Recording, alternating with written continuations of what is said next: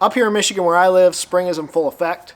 Today it's 52 degrees and beautiful. Yesterday was 40 degrees and rainy, and the day before that we had snow. So things are constantly changing and in flux. We're pretty much in the full effect of what is Michigan and northern springtime conditions. And in today's video, I want to share with you my simple approaches to early spring fishing, my simple approaches to finding bass during these early spring months. And regardless of what your approach might be, I'm going to share with you two different styles or two different areas you can look. If you're a deep water fisherman, I'm going to give you guys some areas you can look in deep water. If you're a shallow water angler, you like targeting fish shallow, I'll share with you guys some keys and things that I'm looking for when I target shallow water bass. So regardless of what your style is, I'm going to share with you both of my approaches to hopefully help give you guys some ideas of where to look this time of year. In my last video, I actually talked about the baits that I'm going to use in early spring, and really all of them are reliant upon being versatile. This is the time of year you want to have versatile techniques. Baits you can fish shallow, baits you can fish deep, and baits you can cover water with and be really effective at just getting bites. So if you guys haven't checked out that video, be sure to check it out after this one's done, because I give you guys some cool tips and baits that you guys can use this time of year to trigger fish to bite. Like I mentioned in the intro, we're going to talk about two different approaches.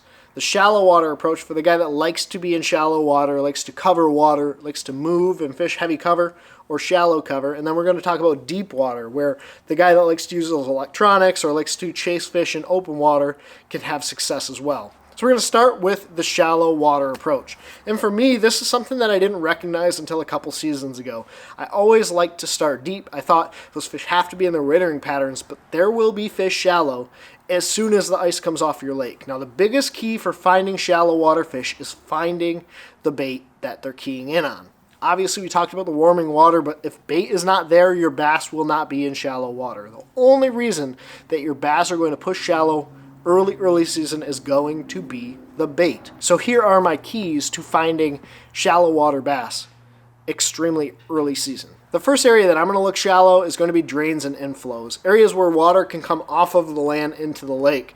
This is critical because that ground is going to warm up a lot faster than the water itself. So when your rain hits, flows across the land, and then comes into your body of water, you might notice a 1 to 2 degree difference, because it's going to draw a lot of bait fish, and those bass are going to tend to push into those areas following the bait in there. So finding areas like drains or ditches coming into your body of water is going to tend to hold more bait fish and bass. The second spot I'm going to look is darker bottom areas, and this is something that's pretty easily identifiable with satellite imagery. Satellite is crazy. You can see a bunch of different things, so using Google Earth, using Humminbird, there's a variety of different tools out there that you can use to identify these areas, and I'll include some pictures of what I'm looking for here. But those darker bottom areas, with that sun beating down on it, is going to warm up a lot faster. So while some days those fish might be around those drains and inflows, on other days it might be in those shallow water, stagnant, darker bottom areas where those bass can just kind of sit in that little bit warmer water, belly into that darker bottom area, and just kind of hang out and feed on the bait fish that are up there in that shallow, stagnant water. And then area number 3 is going to be specific pieces of isolated cover. Not only is it going to heat up faster than the areas around it, because the sun can beam down on that rock bank, it can beam down on that piece of wood that's laying down in the lake, that grass is going to be a natural ecosystem and hold heat. It's also going to hold heat a lot longer, so it's going to maintain the warmth. Unlike those inflows and drains, that's only going to be productive when water is actually flowing in, or the dark bottom, that's only going to be really productive when it's sunny outside, that isolated cover is going to hold heat a little bit longer. Now the biggest key to shallow water is you need to have deep water access. So regardless of what you're fishing, you need to have access to deep water. These fish will only be up shallow in very specific situations. You have to run a lot of water. Sometimes they want to push into that deeper water, so you need to have an area where they can quickly move down into that deeper water. And deep is relative, right? If you're fishing 2 to 3 foot of water, they may only push off into 5.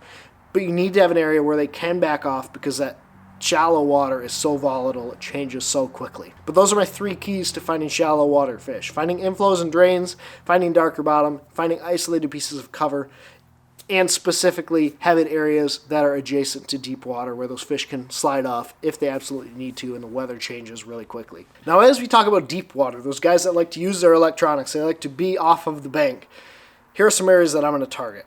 Area number 1 is going to be inside turns or areas with hard contour changes in deeper water. St. Clair Mile roads are a perfect example of this. You have those areas where it falls from like 9 to 12 foot of water pretty quickly, and where that little turn in the bank is where a lot of times that debris is, and those fish are going to want to stack up. So I'll include some satellite imagery, some different pictures of what I'm looking for, of where these bass will set up and what I mean by inside turns. But those deeper water areas where you have a slight change in the bottom contour is going to give them an ambush point and a place they can just hang out. They still want to have access to shallow water, so the inside turn typically has a steeper break that they can move up quickly. But in that deeper water, having some sort of small contour change, a turn, the end of a point where you have a slight change in it is going to be the sweet spot that those bass are going to want to sit on. The second area that I'm going to look for are along highways to shallow water. So all of your fish, regardless of if they're in wintering holes or they're in a spawning mode, are going to be somewhere along a highway from deep water to their spawning areas. And so what I'm going to do, especially if I'm on a reservoir, is look for areas that these bass can use to travel back to their spawning area. Typically their wintering hole is going to be on the main lake, so that's where I'm going to start. And then I'm going to find your points, your secondary points, and your small transitions that lead back up into their spawning areas and fish along that.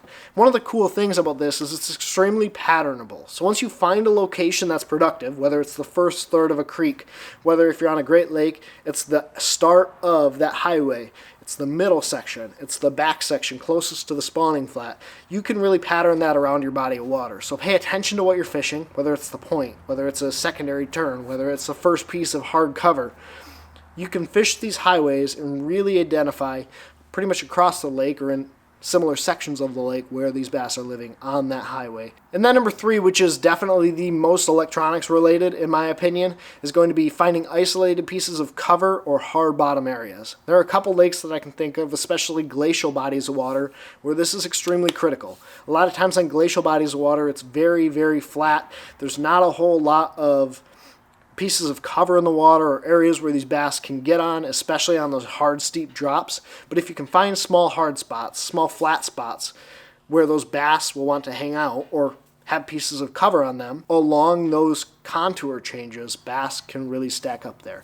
Especially early spring when that water changes extremely quickly. Those bass don't tend to want to be up on the flat unless it's really calm and sunny. They'll not want to be on the break unless they're in very specific wind-blown areas. So that deep flat with isolated hard bottom or cover is going to be a key area.